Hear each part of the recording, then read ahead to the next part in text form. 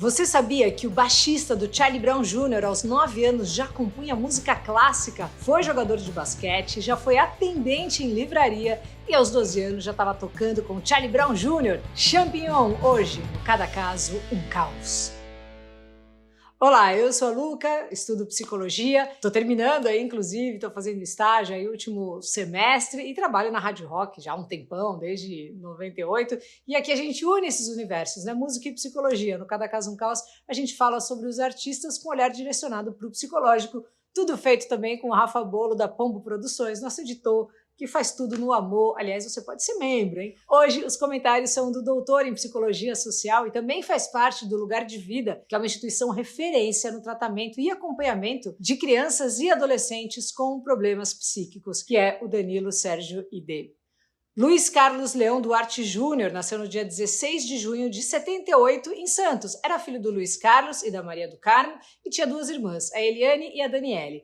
A veia artística dele ali mesmo veio do pai, que para agradar a esposa aprendeu a tocar violão só para tocar uma música do Beethoven que ela pirava. Enquanto o pai tocava, o Champignon ficava ali desde pequenininho, com 4 aninhos, vidrado, pirando e pegava a vassoura ali para fazer os seus solos. Um dia ele catou o violão e começou a fazer uma pota barulhada. E o pai falou, vem cá que eu vou te ensinar aqui um negocinho. Daí pra frente, estudou violão clássico e aos 9 já estava apavorando e compondo música clássica, prodígio assim de tudo. Pouco depois, dividiu a atenção entre a música e o esporte, mas não era no skate não, como muita gente pensa, era no basquete. Ali com seus 11, 12, deu uma bela de uma espichada e chegou a jogar no Inter Santista, mas não durou muito não, o negócio dele era mesmo, ó, fazer um som, só na eslepeira. Um dia, uns caras da área chamaram o Champignon para tocar baixo na banda deles. Mesmo sem nunca ter tocado um baixo na vida, ele encarou a gig, já sabia fazer ali todas as linhas no violão, né? Inclusive no primeiro ensaio, chegou mandando o solo de Sweet Child Mine do Guns, deixando geral ali, ó,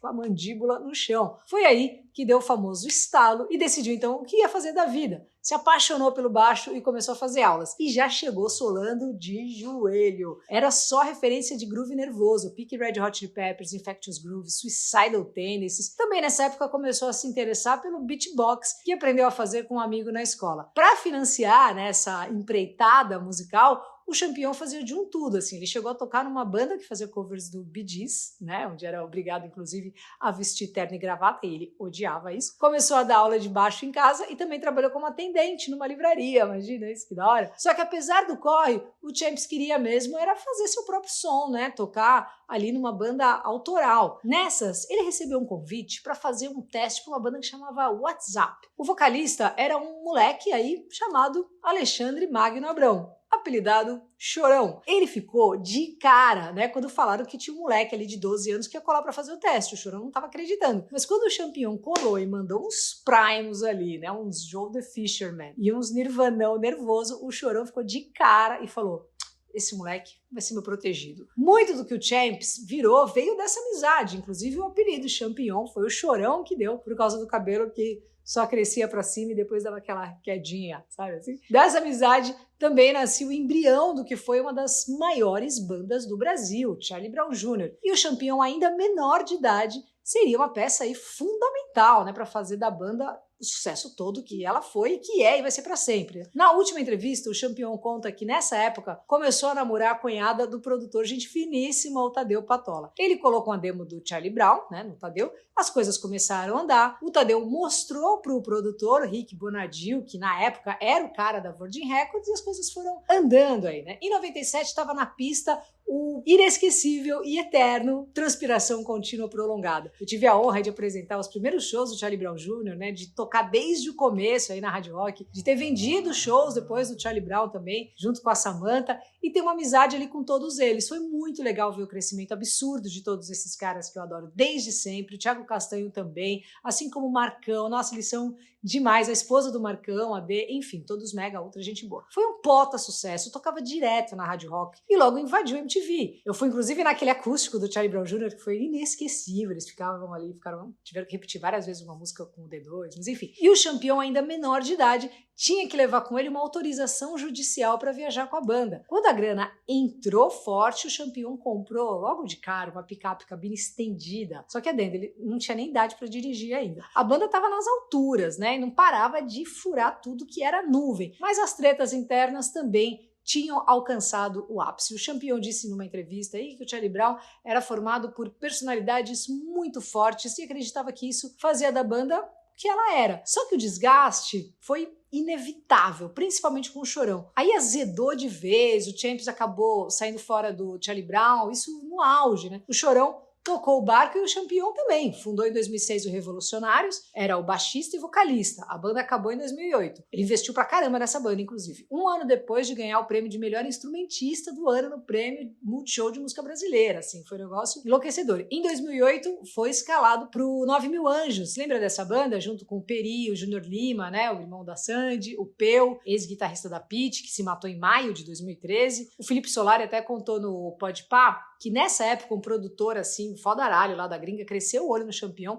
e deu uma ideia nele para fazer teste pro Smashing Pumpkins, que estava sem baixista. Pensou o Champions aí? Do lado do Billy Corgan, tem episódio aqui também do Billy. Em 2011, o Champion voltou ao posto de baixista do Charlie Brown Jr. Segundo o próprio, ele se ligou que tinha pegado pesado com o Chorão e resolveu fazer o apologize ali, né? Me desculpa daqui e dali, mas as coisas não se resolveram assim tão fácil. Pouco depois da volta, rolou aquele episódio, né? Quem viveu aquilo na época, inesquecível, né? O Chorão pistolou, falou várias pro Champion em cima do palco, tirou ele de moleque e disse que ele só tinha voltado por causa da grana. Olha, uma galera, assim, em geral, ficou de cara com a postura do Chorão e outros também criticaram o Champion. Depois eles gravaram um vídeo, assim, mega ultra climão, dizendo que tava tudo bem, tá beleza, segue a vida, vamos aí que tá tudo tranquilo. Quando estavam para lançar um disco novo, o Chorão foi encontrado morto no apartamento no dia 6 de março de 2013. Foi um baque pro Champion, que tinha o Chorão não só como um parça de banda, mas como ele mesmo disse, um pai. Tanto que ele fala que ficou órfão quando o Chorão morreu, porque foi praticamente criado por ele na estrada. Menos de um mês depois, os caras montaram a Banca em homenagem ao Chorão. E nessa banda, o Champion era o vocalista pronto, né? Foram de chavados, principalmente o Champion. Geral começou a falar que o trecho da música O Senhor do Tempo foi escrita para o Champion, né? Eu vi de perto o que Neguinho é capaz de fazer por dinheiro. Eu conheci o próprio lobo na pele de um cordeiro. Falaram que o Champion conseguiu a oportunidade que sempre quis, que tinha virado vocalista para ser um novo Chorão, tiraram ele de falso. Foi um negócio, assim, era uma crítica atrás da outra, de interesseiro, aproveitador, vários falando que ele tinha que morrer. Enfim, foi uma session de apavoro hard. Para fechar, no dia 9 de setembro, ele acordou e viu uma montagem no mural do Facebook tirando ele de Judas. À noite ele saiu para jantar com a esposa e uns amigos e na volta para casa ele teve uma discussão com a mulher, se trancou no quarto. Do lado de fora ela ouviu 2 disparos e um baque no chão. Infelizmente, o nosso querido Champion tinha nos deixado aí 6 meses depois da morte do Chorão. Ele tinha só 35 anos, então ele deu um tiro no chão para testar a arma e depois outro na cabeça. A parceira da época, a Cláudia, que estava grávida de 5 meses, contou que depois que ele estava numa fase ruim, com muitos problemas financeiros, né, cheio de dívidas, processos, ele chegou a fazer pelo menos 2 declarações de pobreza. Direto, ela pegava ele chorando em casa, mas nunca pensou que podia chegar nesse ponto. Além disso, ela conta que ele não era um cara agressivo, não usava drogas, que nem muita gente acha que ele era um super, ultra bem louco, nem medicamentos controlados. O que pegou mesmo foi esse monte de treta, aliado às inúmeras porradas que ele levou na internet. O Marcão falou pra gente no Sofá 89 que o próprio Chorão disse que se um dia alguma coisa acontecesse com ele, quem deveria ficar no lugar era o Champion. O Champion ali era um amor, cara, era meu amigo, assim, um cara super gente fina, prestativo, gostava daqueles aviões de montar, a gente conversava muito sobre isso, ele era uma figura, amava a música, se dedicou muito nos seus projetos, ele ia com as 10 mesmo, e é lembrado e vai ser sempre lembrado, né, como um dos maiores e melhores baixistas da música brasileira. Chegou a vencer o prêmio Banda dos Sonhos da MTV por 3 anos consecutivos, vários prêmios da Rádio Rock, enfim, e ó, pra galera do Rio de Janeiro, agora, dia 30 de setembro, vai ter o lançamento da biografia Champs, escrita pelo Pedro de Luna, que também escreveu a do Planet. Você já pode comprar o seu livro aí, né, o livro do Pedro de Luna, pelo Face ou pelo Instagram, @biografiachamp. É muito legal, tem 498 páginas, muitas fotos pessoais, é bem completo e parte da venda vai para o CVV, o Centro de Valorização da Vida. Vamos ver meu supervisor, o Danilo Sergidê, doutor em Psicologia Social pela USP, faz parte do Lugar de Vida, é demais. Pega aí esse Instagram, é uma instituição referência no tratamento e acompanhamento escolar de crianças e adolescentes com problemas psíquicos. O site, o Insta também, tá tudo aí na descrição, tá? Qualquer coisa, ó, lugardevida.com.br e o Instagram, Lugar de Vida Educação Terapêutica. Fala aí, professor! Fala, Luca, tudo bem? Pois é, eu não conhecia muito a história do champignon, né? Mas ela me pegou muito na questão do sofrimento, não no sentido individual, mas social mesmo. Eu tô aqui pensando na linha de sofrimento no trabalho, tem um autor francês, né, o Christophe Dejoux, que vai levantar um pouco essa questão. É algo que, especialmente na morte do Taylor Hawkins, né, me veio, que foi inclusive um episódio aqui do Cada Caso um Caos, né? Lembro de um relato, né, de um conhecido, de um amigo, né, que trouxe uma conversa que teve então com o Taylor Hawkins, de que ele estava sentindo um pouco puxado o ritmo da turnê na época, né, e que ele estava um pouco receoso se daria conta, né, de como ele aguentaria isso, né. Me bateu muito essa questão, né, do quanto a gente não encara muitas vezes a música como trabalho, né, mas que tem uma espécie de sofrimento, né, entre pessoas que trabalham na música, né, que caberia considerar esse aspecto, né, do que o Christophe Dejoux traz da psicodinâmica do trabalho. O Dejoux fala, inclusive, né, de suicídio no trabalho, né, de casos em que a pessoa ela comete o suicídio não é num espaço qualquer, né, ela comete o suicídio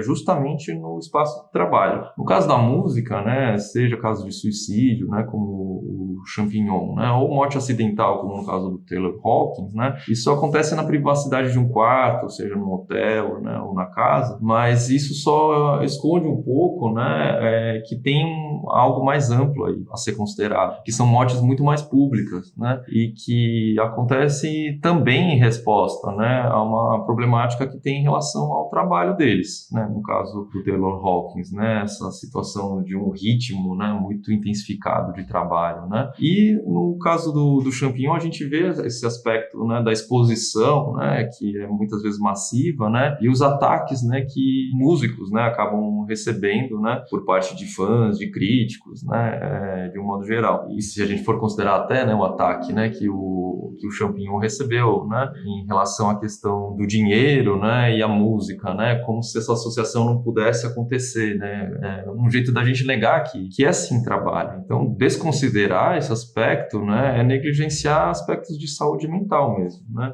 Lembro até de uma conversa que a gente teve na faculdade, né, Luca? Até foi algo que você mesmo trouxe, né? Não precisa ser exatamente um serviço psicológico, né? Mas ao menos, né, um olhar e uma escuta muito atenta, né, a esse aspecto de que na música também é um sofrimento embutido, né? Seja durante turnês, ou seja na composição, na gravação, né? Acho que são situações, e também, né, no caso, né, desse contato com o público, né, são situações que produzem, né, um impacto, né, sobre o indivíduo, né, e pode levar, né, a uma situação de sofrimento, né, que é o que a gente vê em muitos casos, que até a gente pode recuperar uma série de episódios aqui do Cada Caso um Caos, embora, né, a gente esteja falando da biografia, né, do Champignon, mas acho que vale a gente considerar num sentido mais amplo, né, considerar do ponto de vista de pessoas que trabalham na música, né, e que vivem um sofrimento que merece e precisa ser cuidado.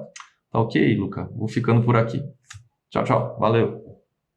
Demais, Danilo! Muito obrigada, valeu muito também aí aos nossos membros. Você também pode fazer parte dessa gig. Valeu demais aí Fábio Rocha, Elaine Barbosa, Raid Lupe, Ângela Bezerra, Espanhol com Zé, o Júlio César Silva. E quem for membro tem aí ó, enquetes exclusivas, a gente troca uma ideia, cita seu nome. Semana que vem tem mais. Me segue no Insta, @luca89fm. Valeu!